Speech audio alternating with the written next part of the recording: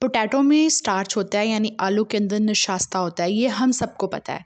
लेकिन ये भी हमने कहीं ना कहीं सुना है, आलू कम खाया करो, मोटे हो जाएंगे स्टार्च की वजह से, लेकिन इसके और क्या क्या नुकसानात हो सकते हैं आपकी बॉडी में, और कहीं ना कहीं कुछ फ़ायदे भी हैं आपकी बॉडी में। आज उसके ऊपर डिस्कशन करते हैं। अस्सलाम वालेकुम, मेरा नाम है डॉक्टर मलाइका और मैं फार्मासिस्ट हूँ बाय प्रोफेशन, और बायोलॉजी से और केमिस्ट्री से थोड़ा नज़दीक का ताल्लुक़ है मेरा। तो आज हम बात करेंगे starch present in the potato. सबसे पहले बात करते हैं कि इसका फ़ायदा क्या क्या है हमें।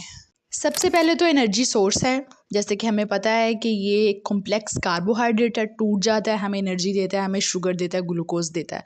तो डेली लाइफ की रूटीन के जो भी आपने काम करने हैं उनके लिए आपको एनर्जी चाहिए, और वो एनर्जी आपको यहाँ से मिल जाएगी। और दूसरी बात ये कि जो आपका ब्रेन है उसको फंक्शन करने के लिए भी कार्बोहाइड्रेट्स की ज़रूरत होती है, तो एक अच्छा सोर्स ऑफ कार्बोहाइड्रेट्स है। और दूसरी बात ये कि जो स्टार्च है वो जो एक रेजिस्टेंट स्टार्च होता है, उसका मतलब ये होता है कि जब आलू पक जाते हैं उसके बाद वो ठंडे होते हैं, तो वो आप उनको खाते हैं तो वो आपकी गट के जो गुड बैक्टीरिया हैं, अच्छे वाले बैक्टीरिया, वो वाले डायरिया वाले नहीं, उनको ये फीड करता है।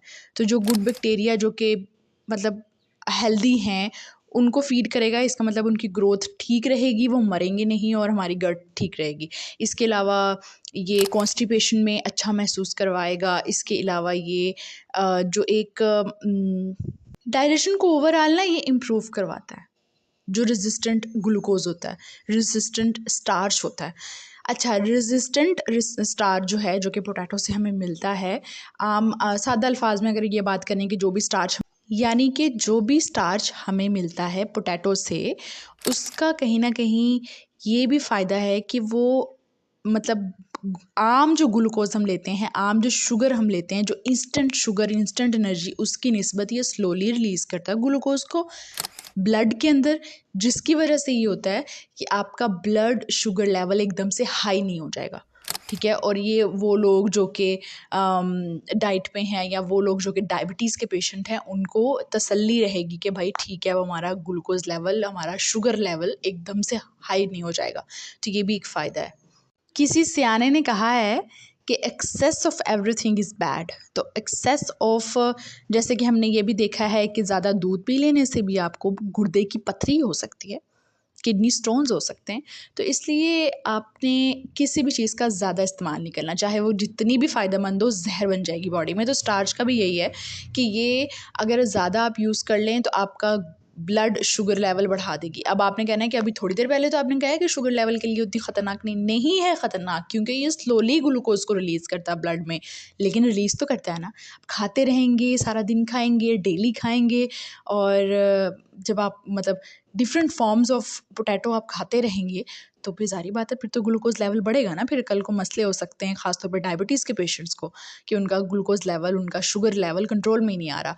अब दूसरी बात ये कि अगर ज़्यादा आप ये स्टार्च अपनी बॉडी में कंज्यूम कर लेते हैं तो आपको ब्लोटिंग का, गैस का इशू हो सकता है। और तीसरी चीज़ वो जिससे सबको कंसर्न होगा वो ये है कि एक्सेस कैलोरीज़ होती हैं। वही बात है कि ज़्यादा आलू मत खाओ, मोटे हो जाएंगे। तो ये फैटी एक बॉडी की तरफ आपको लेकर जाएगा, आप ओबीज़ हो सकते हैं, आप बहुत ज़्यादा ओवरवेट हो सकते हैं, जो कि कोई भी नहीं होना चाहता। अच्छा, अब अगर मैं अपनी फ़ील्ड के लिहाज से बात करूँ ना, कि फ़ार्मास्यूटिकल इंडस्ट्रीज़ में स्टार्च यूज़ होती है, हमें सबको पता है कि यूज़ होती है, लेकिन वो अगर बुरी है तो उसे क्यों यूज़ करते हैं मेडिसिन्स में? देखें, फिर वही बात हो गई कि क्वांटिटी मैटर्स, कि आपकी जो फ़ार्मास्यूटिकल इंडस्ट्री में जो स्टार्च यूज़ होती है टैबलेट्स के अंदर, वो क्वांटिटी इतनी माइनर होती है कि वो सिर्फ़ उतना ही काम करेगी जितना काम हम उससे लेना चाहते हैं। जैसे कि वो टैबलेट्स को आपस में जोड़ के रखने के लिए बाइंडर के तौर पे यूज़ होगी। इसके अलावा वो डिसइंटीग्रेंट के तौर पे यूज़ होगी। जल्दी से बता दूँ वो क्या होता है। टैबलेट में जो आपकी मेडिसिन है, जो एक्टिव इंग्रेडिएंट है, जिसने जाके आपकी बॉडी में किसी भी मसले को आराम देना है, उसको आराम से वो स्टमक में ब्रेक डाउन हो सके, उस चीज़ के लिए, उसको सहूलत बनाने के लिए क्या यूज़ होता है? डिसइंटीग्रेंट। तो वो हम स्टार्च को यूज़ कर लेते हैं। इसके अलावा फिलर के तौर पे भी यूज़ हो सकता है। देखिए ना, अब इतनी बड़ी टैबलेट है, इतनी बड़ी टैबलेट है, उस टैबलेट के अंदर इतना कुछ डाला होता है, उस टैबलेट का साइज़ इतना करने के लिए। वो सारा का सारा आपके मेडिसिन आपका एक्टिव नहीं होता, ठीक है? उसको साइज़ बड़ा करने के लिए जो चीज़ें हम उसमें डालते हैं, उसके अंदर एक स्टार्च भी यूज़ होती है। तो यहाँ पे डिस्कशन तो हो गई हमारी ख़त्म, लेकिन मसला सिर्फ इतना है कि लोगों को इस बात की अवेयरनेस दी जाए कि किसी भी चीज़ की ज़्यादती आपके लिए ठीक नहीं है। कोई भी चीज़ हो, स्टार्च के फ़ायदे मैंने बता दिए, उसकी ज़्यादती हो जाएगी बॉडी में तो उसके नुकसानात मैंने बता दिए, और मैंने अपनी फील्ड से रिलेटेड बता दिया। अब आपका काम ये है कि आपने ये देखना है कि आपको कितनी स्टार्च यूज़ करनी है, यानी कितने पोटैटो आपने यूज़ करने हैं, वो भी डेली बेसिस पे, और किस तरह से उस चीज़ को बिल्कुल ही कट आउट नहीं करना अपने जिस्म से, बिल्कुल ही अपनी लाइफ से निकाल नहीं देना पोटैटोज़ को, क्योंकि स्टार्च आपकी बॉडी में ज़रूरी भी है। तो एक लिमिट में रह के सब कुछ खाएं पिएं, इंजॉय करें। ठीक है, थैंक यू सो मच, मेरे साथ कनेक्टेड रहिए ताकि हम अपनी ज़िंदगी को एक हेल्दी लाइफस्टाइल की तरफ गामज़न कर सकें।